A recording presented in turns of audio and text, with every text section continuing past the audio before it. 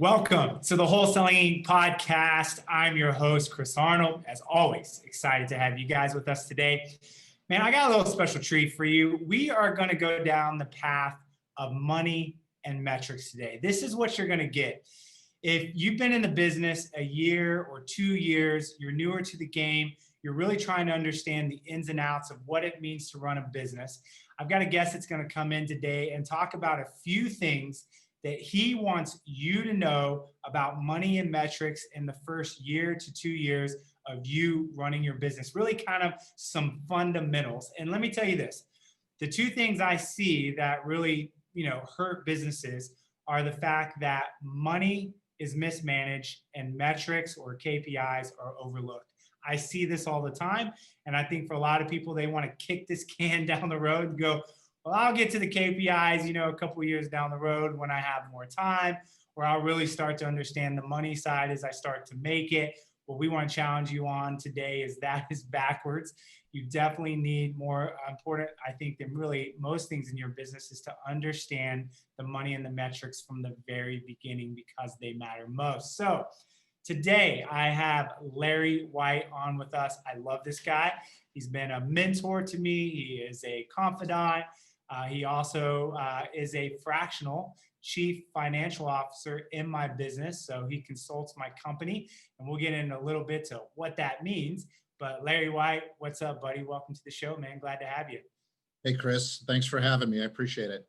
We were just chatting. You're going to be down here in Tulum in about 4 or 5 weeks. And you said you're looking for a little hang time, just kind of you and me hanging out, sitting on the beach, chit-chatting. Yeah, I love it. I love it because I get a lot out of my discussions with you too, buddy. You've taught me a lot as well.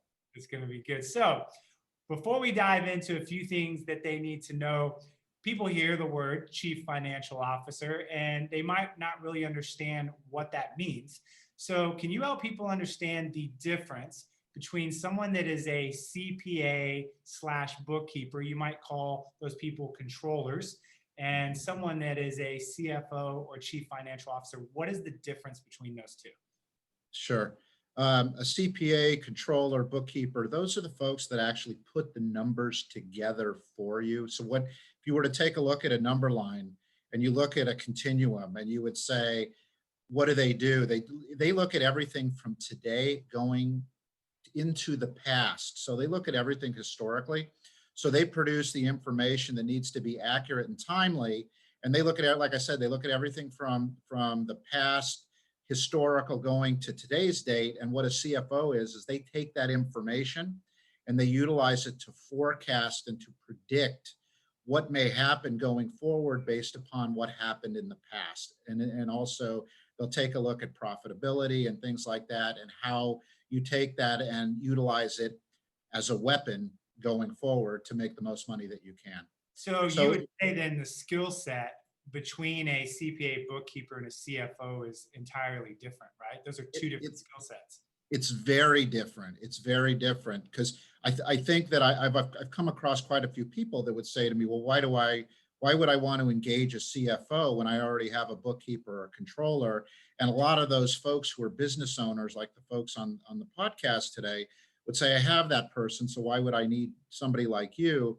The difference is if you try to ask them for strategy or how do I do what I do? How do I take the business forward? Or how do I continue to make more money? You're not going to get that from a CPA who is actually, you give them information so that they can prepare a tax return. The bookkeeper prepares the numbers for the CPA, who then prepares the tax return, but they're not going to exactly tell you what to do with your numbers and exactly what they mean and how to interpret them so I make more money and more cash flow. Absolutely. And I'll tell you guys, going years back, this was my thought process. I don't have a CFO. I don't really know what one does, but I know that I need one. That's all that I understood.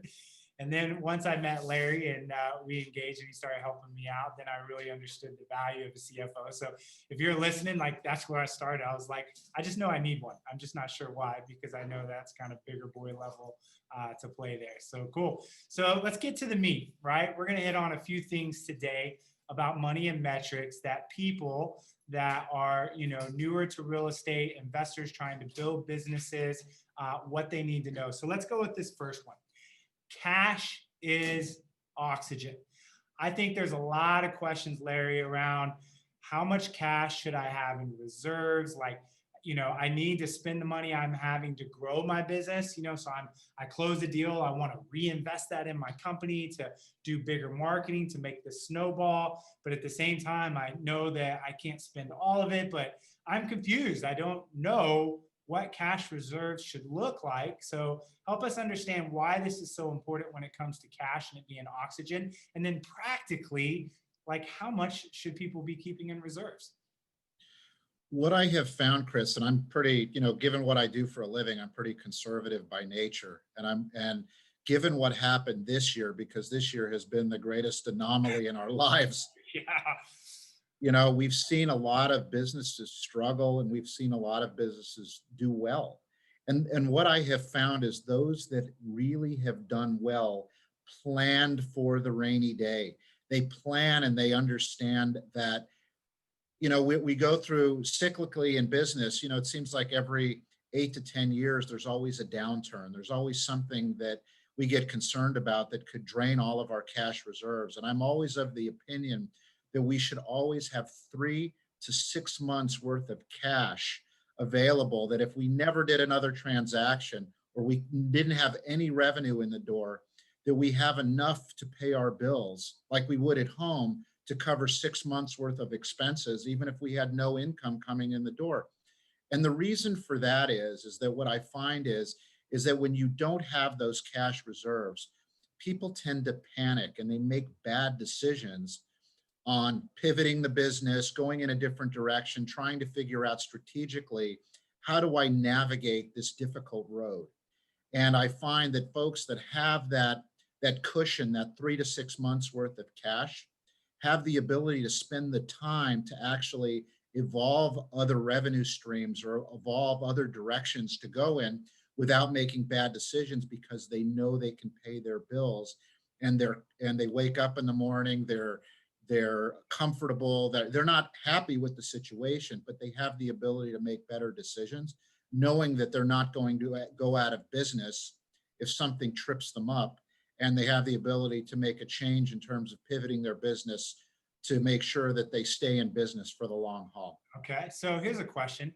I'm newer to real estate, so I'm like, okay, 3 to 6 months of expenses. What does that include? Is that for my salary, or if I have other payroll in the company? Does that include marketing? Does that include software? Like, is this every expense I have and I take that number and I multiply that by 3 or 6? Like, how do I actually kind of mathematically come up with 3 to 6 Sure. months of expenses? Well, the way I look at the real estate business is there's 4 different kind of buckets of expenses. You've got your commissions that you pay to your real estate folks. Like your acquisition managers, right? Right. But that's really more commission based. So if you're not making a sale, you're not actually having to pay that out. So that kind of goes out. So automatically you're going to be saving. If you didn't have a transaction, you wouldn't have to be paying those commissions because you weren't bringing, you didn't have a specific transaction, so you wouldn't have to pay those folks. But you're looking at marketing, you're looking at your payroll, and you're looking at your other operating expenses, which would basically be everything else. Like software or rent if I had, or fax machine or a cell phone or that type of stuff. So when you say 3 to 6 months of expenses, it's enough to cover your marketing, your payroll, and everything that you're spending money on the operational side, and you multiply by that by 3 to 6. So here's my next question. Sure. Why 3 months versus 6 months? Like, where, again, that's a span there. So I'm listening and I'm going, well, should I be at 3 months? Should I be at 4? Should I be at 5? How does someone dictate whether they should be between 3 to 6 months? How do I decide that for myself? That's kind of a judgment decision, to be honest with you. I know myself, and that if I had, the more cash that I have in hand to make a better decision, and so that I can, sleep at night and know that I can pay my bills. I like to have a lot of cushion personally, and that's more of a personal decision. Others are going to have a completely different thought process. They're like, I'm not worried about it. I can bring in money in 3 months. They have that ability and they don't get concerned about that stuff. I always worry about, can I sleep at night? And that's a personal decision and something, but I would say minimum of 3 months. Anything over that, I think you have the ability to make decisions to pivot the business to continue to stay in business for the long haul. Absolutely. So if you're listening, what we're saying is depends on how risk adverse you are. I like to say it depends on how well you're sleeping at night. So if you got 3 months reserve and you're still not sleeping well, then maybe you need to kick the night up to 4 or 5 or 6. But that's really, I think, the best way to dictate is how well you're sleeping at night. So let's move on to the second piece, that percentages matter. And we've already opened this up, which is great. I love this because I think a lot of new people I know when I was newer really struggle with this. And that is, if you look at your business based on those 4 categories, this is a very simple way to really create silos of expenses in your company. So let's say those again. Your commissions that you pay out, obviously, to your acquisition managers, if you have any. You have your marketing silo. You have your payroll silo, and you are in that payroll. So that should be a part of that as well. And then, of course, you have just your operation silo. Here's the question, though, that I think is important. What percentage of my revenue, and we define revenue as the total amount of profit that you're bringing in every month, and we'll utilize some simple numbers. Let's just say that I bring in, $10,000. I know that that's low, but we'll keep it simple. If I'm bringing $10,000 of revenue in each month, what percentage should that 10,000 make up of those 4 buckets, and what percentage should my profit margin be? So I don't think most people, Larry, really know what a baseline is for this. So let's start to break this down.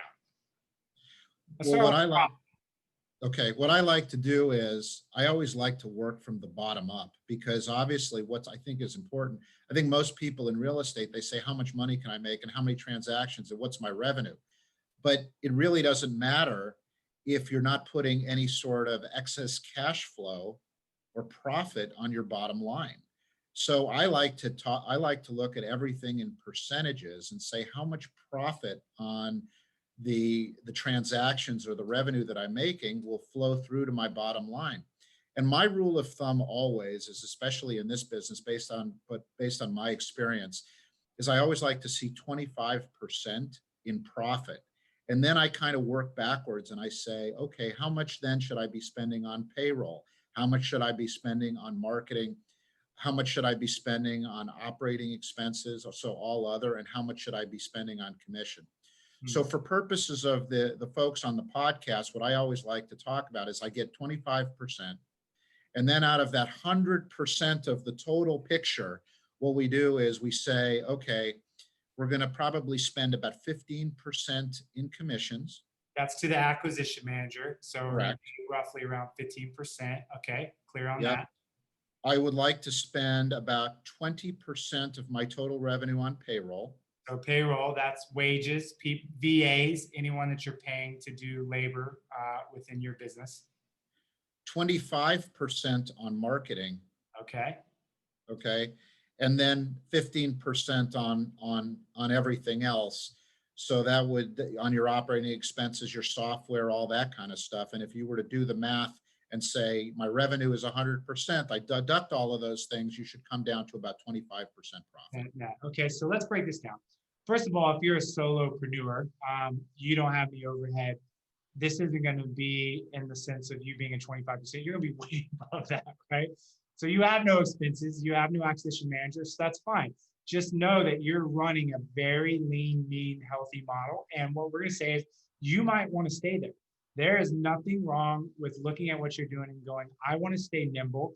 I don't really care to build out a team. I'm going to stay small, lean and mean, and I'm going to run a 50% plus profit margin. Totally fine. Others are listening and going, you know what? I really want to build this thing into a business. And so if I build it into a business and get out of me having to run all of the day-to-day and be responsible for me, then I'm going to have to scale, and that's going to cost money. So the percentages that Larry is giving is really based on the fact that you're looking at building a team structure. And this would be roughly a healthy model for a team structure. Now, let's also say this.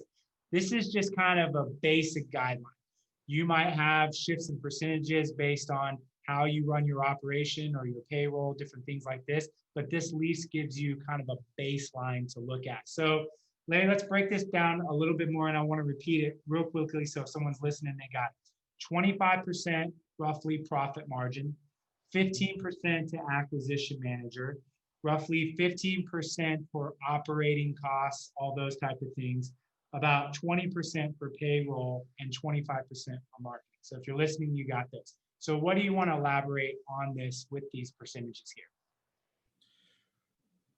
I guess the thing that's most important is that when you talked about scaling, which is really important, if you talked about what's important here is that the ability, this will give you the ability to scale your business. So some folks who may be a sole practitioner and they're saying, you know what, I'm bringing in 75% of my revenue, I'm able to keep that. But what you're limited from is you're going to be really limited for growth.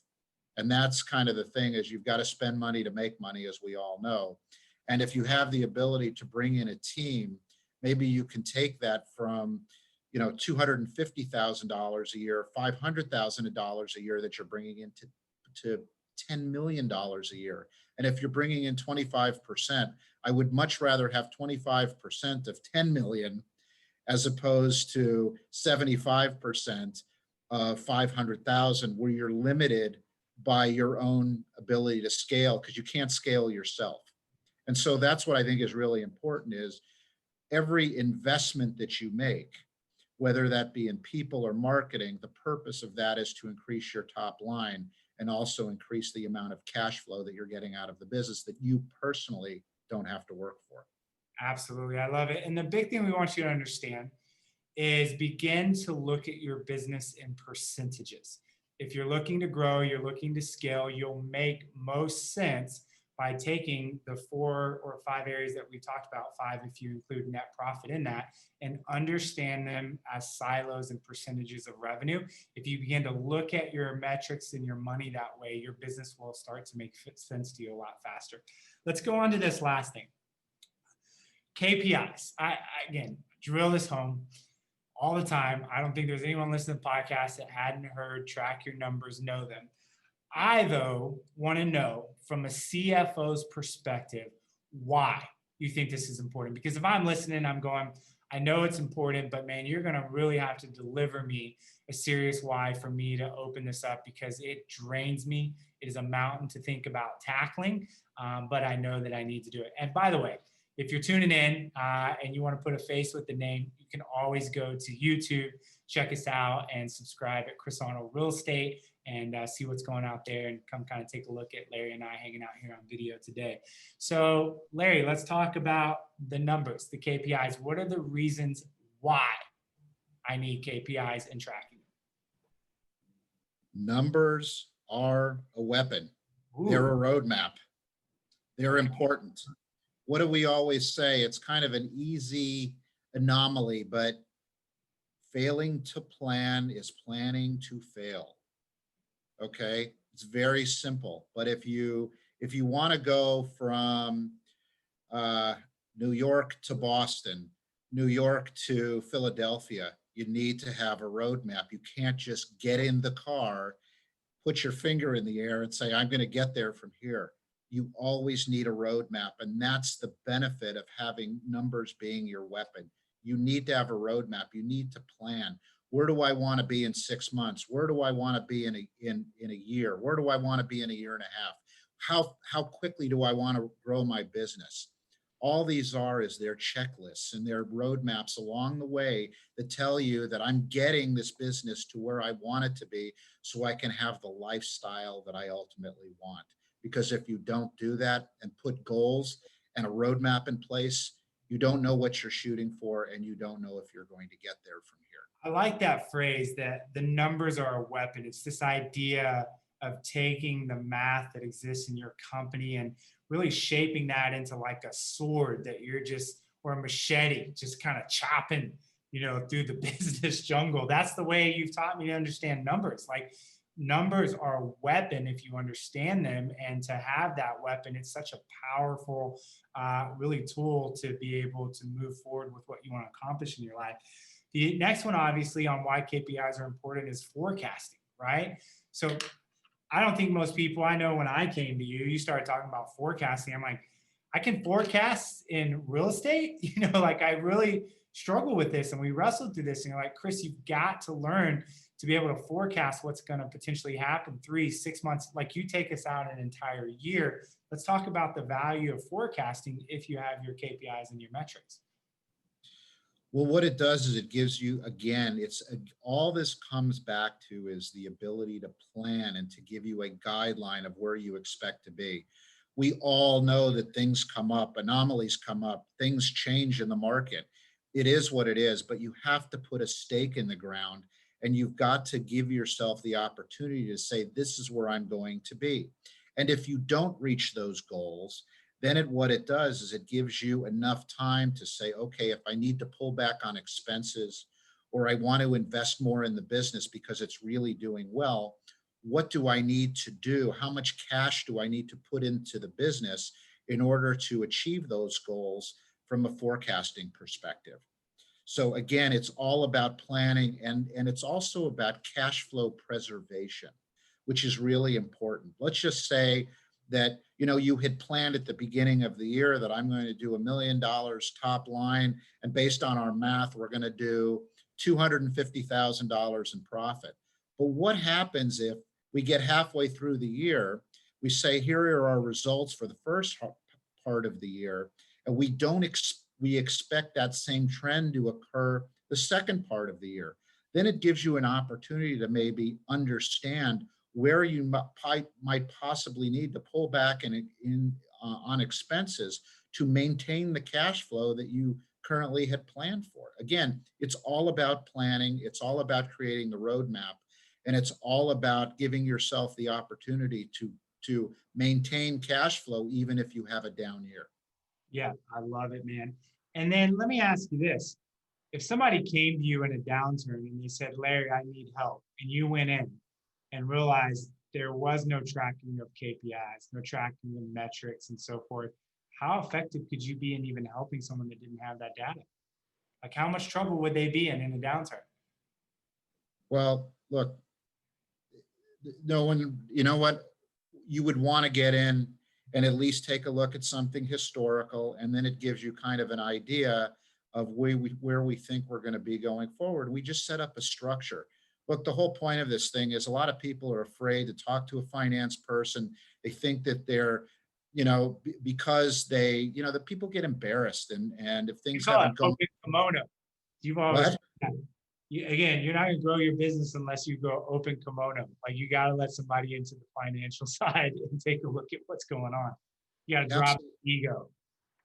Absolutely. And the whole point of this thing is that any finance person that makes you feel bad about not planning and about not doing what you should do, that just doesn't work for me. My whole point is look, I'm in here to help. I'm in here to take what happened in the past, not point fingers, and figure out how we move the ball forward and get it right going forward. Look, what happened in the past is what it is. I don't expect people to know what I know, but my job is to make it as simple as possible so that somebody could actually understand and move their business forward on the back of a napkin. And if I can do that and help people who don't really understand finance that well, then I'm doing my job. I'm not here to make people feel bad because they haven't planned. Okay, we put a stake in the ground and we figure out based upon what the business can do and get somebody doing what they love to do and what they're good at. And I just take the rest of it off their hands so that they can do what they need to do and guide them in a certain direction. Yeah, I love it, man. Well said, well said. So starting to wrap up here, again, someone's listening today. Larry, maybe they want to reach out to you. They got some questions, et cetera. They're like, man, I really like this guy. You won't toot your own horn, but I'm going to push you to a little bit. For people that don't know your background, real quickly, like, what's your pedigree? Like, where'd you come from? Well, I tell everyone I'm a recovering CPA because I'm actually an entrepreneur by nature. I just happen to know the finance and accounting stuff. But I've worked for startups all the way up to $400 million companies. I was the CFO of Elizabeth Arden Red Door Spas, and we had locations all over the country. I have also worked for the head of GoDaddy, Bob Parsons. I was his personal CFO. He's worth about $3 billion. I headed up the finance side in his family office. I also started up my own company. I made flame-resistant clothing for oil and gas and public utilities. Had to set up production lines in Latin America, so I learned how to speak Spanish, and I actually had the opportunity to raise capital and get a company sold, and did pretty well on the sales side. So I've seen the gamut. I've worked in real estate. I've worked in a bunch of different industries. For me, it's just a math problem. But the thing that I love more than anything is I love helping people achieve their dreams. And if I can be a help and a conduit to that, that's where I live and breathe, because I love to see people do well. And that's what's really fun for me and why I do what I do. That's awesome. So Larry, if someone wants to reach out, learn a little bit more about you, where do they find you? Well, I have a website which people can take a look at. It's lkwconsulting.com, or you can just email me directly at larry.white, as in the color, at lkwconsulting.com. And I'll respond and say hello. And if I can be of help, I'd be glad to be of help. Awesome, man. I can't speak highly. Again, I'm glad that you and I crossed paths years ago, and you and I are always working on projects, which is exciting. And so I'm glad to have you in my corner as well. Now, Larry, you didn't know I was going to ask you this question, but again, you know the ins and outs of my business, and you know that we've been utilizing radio as a marketing channel. So you're in there looking at what each thing we do does, and you always say $3 to $4 is a healthy amount. What are your thoughts as a CFO, understanding all the marketing channels we do and the usage of radio and the value of that as a marketing channel for us as a company? Sure. I'd like to think that every expenditure in the business should yield a return.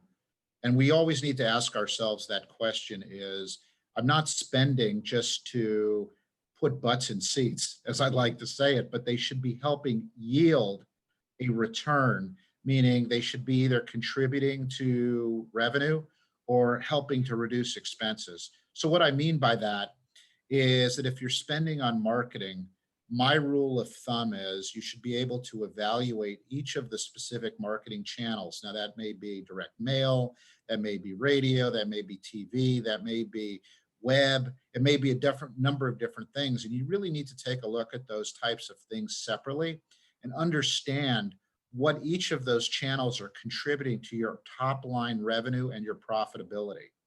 Because if they're not yielding at least 3 to 4x on your spend, you're probably spending too much on it and probably need to go in another direction.